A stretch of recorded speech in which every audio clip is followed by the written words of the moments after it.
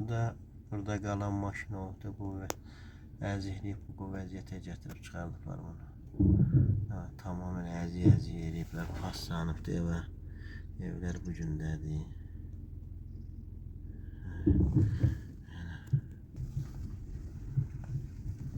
Ermənilər tərəfindən dağıdılmış Ağdam rayon Nəqliyyəməzli kəndi.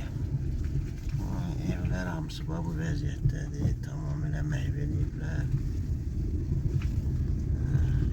Burada da ermənilərin özlərinin texnikaları üçün mövqeləri olubdur. Ərazilərdə bunların mövqeləri olubdur. Burada da bir dənə mövqeləri olubdur. Texnika üçün mövqeləri.